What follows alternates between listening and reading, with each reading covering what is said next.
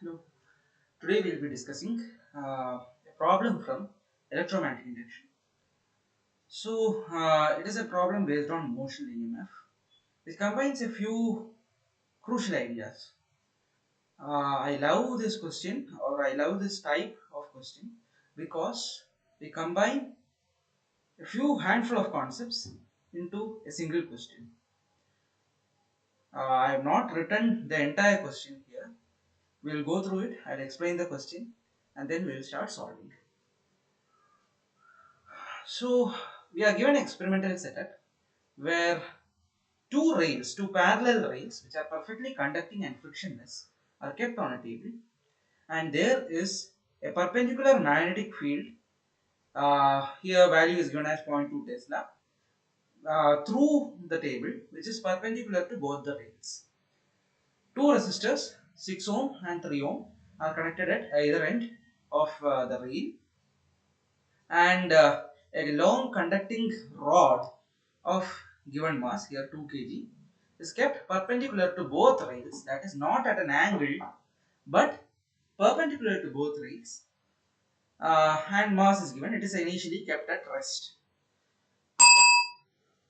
Now the 2 kg block is initially kept, 2 kg rod is initially kept at rest, and all this is the experimental setup.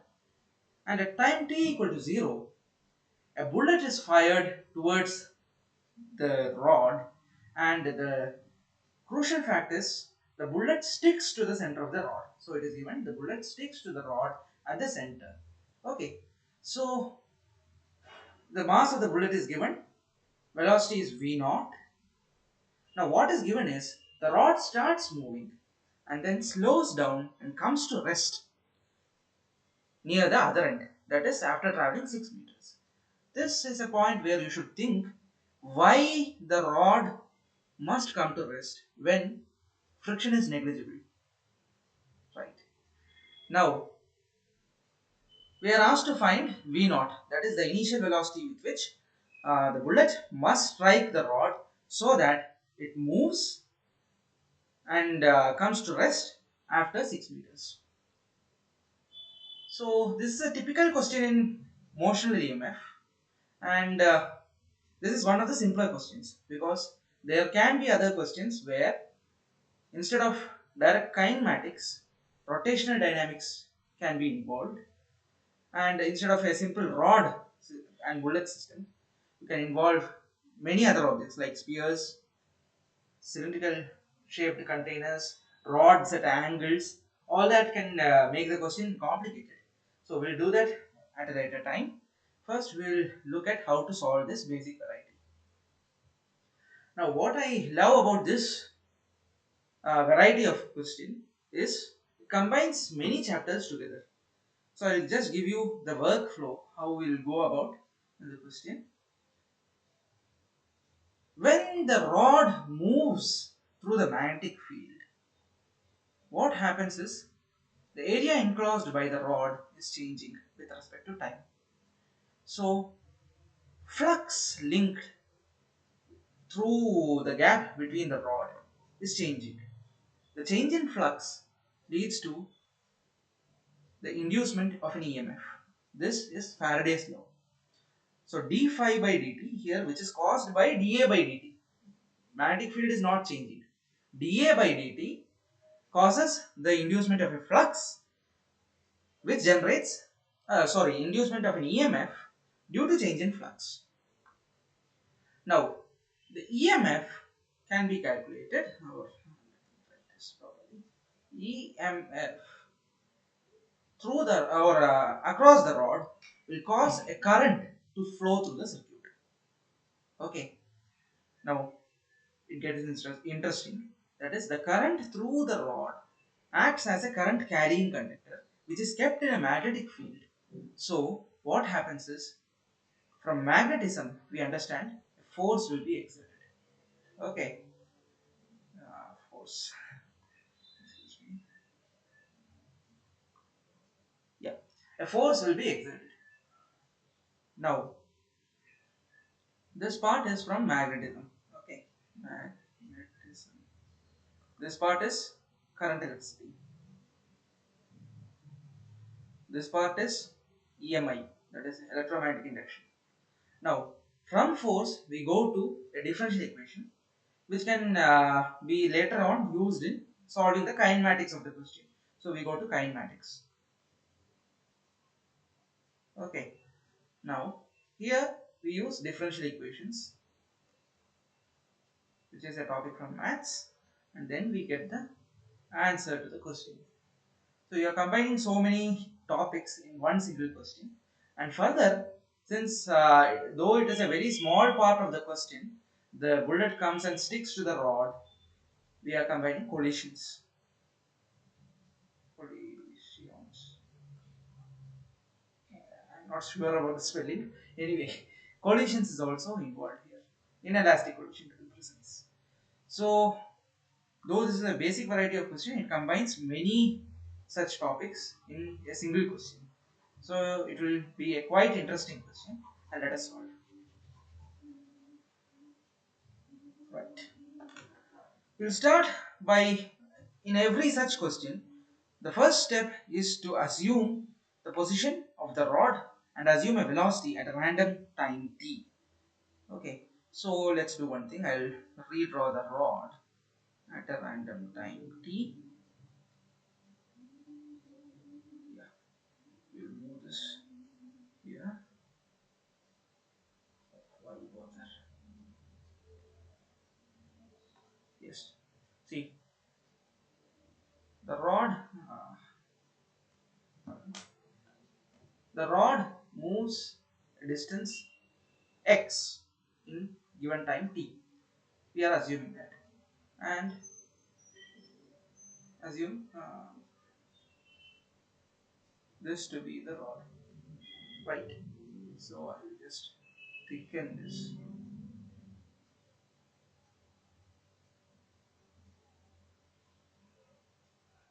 Okay, this is the rod, and the bullet is lodged here. The bullet strikes the rod, okay, at the initial time instant, and then it moves together with a velocity v. So this is our assumption. We start from here. In any such EMI question, we'll always assume a random time instant t at a random location x, of which we have no information. We assume a velocity v and start writing equations. Now, from here we can go to motional EMF and write. We all know EMF E is equal to V cross B dot L. This is an equation which comes from Faraday's law, motional EMF. But here we notice that B is perpendicular to V, and length is also perpendicular to both. Therefore, what we can do is, or length is parallel to V cross V. Yeah, V cross V is parallel with L, so we can write B L V directly.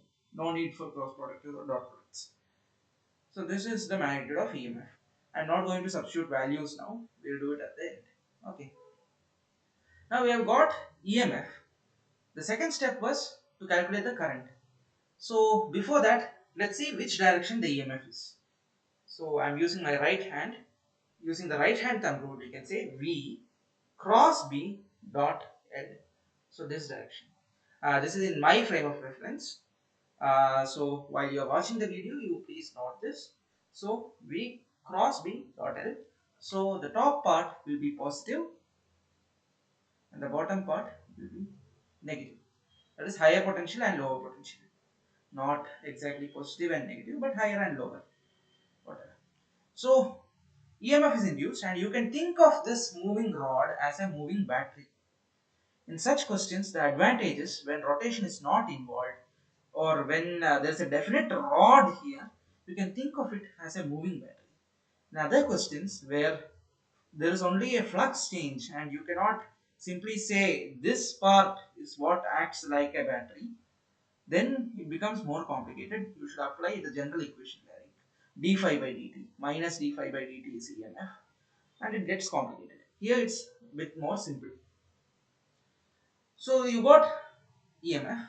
Now we go to current. So we know current is potential divided by, or uh, voltage or EMF divided by net resistance. Okay, here net resistance means 6 ohm and 3 ohm both are in parallel configuration with respect to the rod here. I'm not going to explain that, it's just a small part of the question. So it should be E divided by 6 into 3 divided by 6 plus 3, since they are in parallel, which comes out to be 2.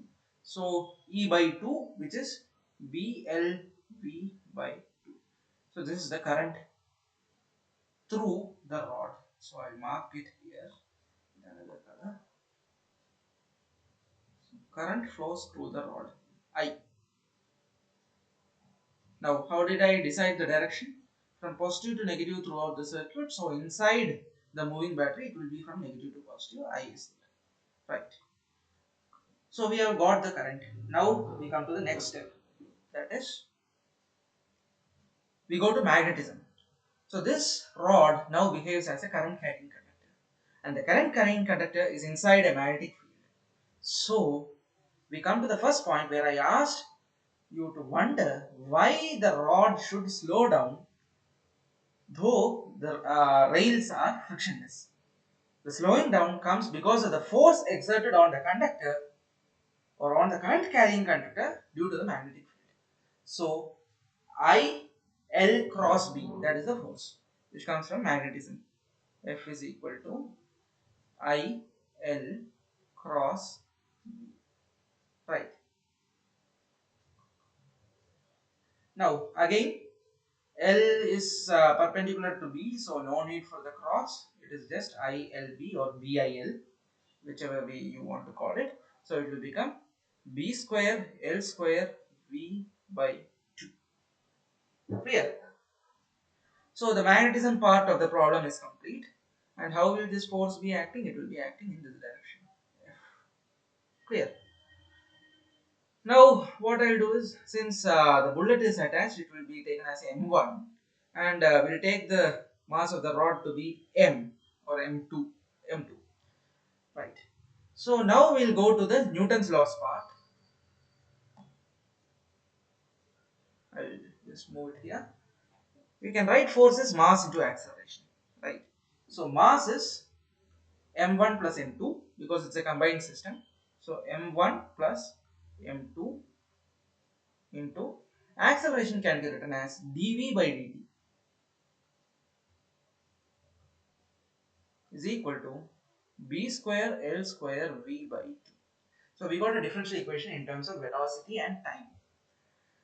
But actually our requirement was a differential equation in terms of velocity and displacement. Why? In the question the condition given was after 6 meters the rod comes to rest. So it covers a distance of 6 meters. Time is not given. So time is not of the essence here. What we need is a relation in terms of displacement and velocity. So we apply a small trick, or rather it's a derivation of a small trick. The trick all of us will know because acceleration can be written as v dv by dx. But anyway, I'll derive that here. So m1 plus m2 into dv by dt times we multiply and divide by dx by dx. That is multiply and divide by dx equal to b square L square V by 2. So what is the use here? You note dx by dt is a term we created here which will cancel with this v because dx by dt is same as v. So what we can do is, I'll write it here now, implies m1 plus m2 times dv by dx times v is equal to b square L square V by 2. By the way, I missed a minus sign because force is in the opposite direction of the velocity as you can see in the figure. So what happens is this will become minus mass into acceleration. So here we will give a minus sign. Okay, minus. Clear? Sorry for that. Now moving on. Just a minute. Right. We can cancel the velocity component both sides. We get m1 plus m2 times dv by dx is equal to minus b square l square by 2. Now it's a simple variable separable differential equation which can be solved. So what we'll do is dv will be maintained here is equal to minus b square l square by 2 times m1 plus m2 times dx. Integrate both. V will be ranging from initial velocity u, we will assume it to be u, to 0, and x from 0 to 6 meters, right? So from here we solve the differential equation to get 0 minus u is equal to minus b square l square divided by 2 times m1 plus m2 times 6. 6 minus 0, when we integrate dx, you get 6. Now minus sign cancels with u here. So finally you get u is equal to b square l square times 3 divided by m1 plus m2. Okay. From here it's actually quite simple because the main part, the EMI part of the question is over. Now it's just a question of mechanics and collisions. We have to find u first. So for that I will go back up.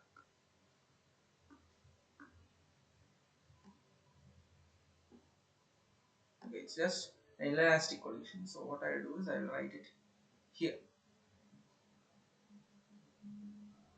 Okay, note, we are given initially we are doing conservation of momentum. Conservation of linear momentum.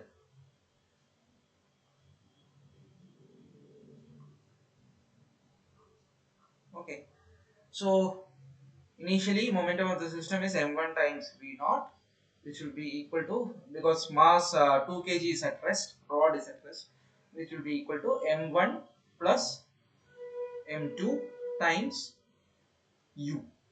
So we get u to be, or we'll leave it here because I feel this will be better. We'll leave it here. So remember this. So we'll substitute it below and we get a useful relation because I left it there as, yeah, we can do it here itself. See, bring m1 plus m2 to the other side. m1 implies m1 plus m2 times u is equal to b square l square, 3b square l square. Now m1 plus m2 times u was taken to be m1 times v naught is equal to 3b square l square. Now the question is actually solved. You just need to solve this equation, substitute the values, and you will get the answer. So let us do that. We get v naught is equal to 3b square l square divided by m1. Now implies 3 times, b is given as 0.2 Tesla, so 0.2 times 0.2, L is 50 centimeters, so 0.5 into 0.5 meters in meters. So 1 by 2 into 1 by 2 divided by mass of the bullet is 1 gram. Let me see what the mass of the bullet is. Yeah, 1 gram. So divided by, in kg you should do it. Always note the units, because after solving so much, if you get the units wrong and get the answer wrong, it is a waste. So divided by 1000. So this will be 0.1, 0.1, 30 meters. So this is our final answer. Final answer is 30 meters. So it took so much time in explaining, but actually if it comes in an exam, we can probably solve it in 2 minutes max. This is one of the easier questions of this variety. As I said, I will bring out another video later sometime where rotational dynamics will be involved in such a question. I'll just give you a recap of what we did. So first, we used Faraday's laws, motional EMF, wrote this equation. We got the EMF generated across the rod. Then we calculated current, EMF by net resistance. Then you used principles of magnetism, where moving charges and magnetism, we get the formula for force on a current carrying conductor, IL cross B, substituted the values. Then we proceeded on to doing Newton's laws of motion to get a differential equation. Mass into acceleration is equal to net force. So we did a small trick here, or small manipulation, to get a relation in terms of dV by dx. But actually, this is need not be taken as a manipulation, because you already know acceleration is v dv by dx from Galileo's equations of motion. Same thing we are applying here. Okay, this is how actually the third law is derived. But anyway,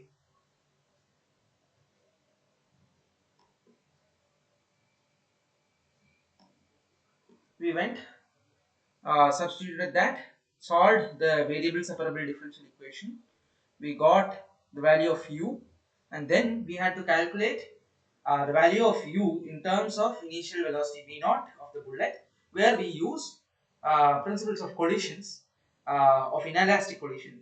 Basically, coefficient of restitution became 0, so only conservation of momentum was required. We got an expression in terms of initial velocity of the bullet, and then we solved for v naught and got the final answer to be 30 minutes. So this is how you solve this question. So till then, keep wondering, keep enjoying.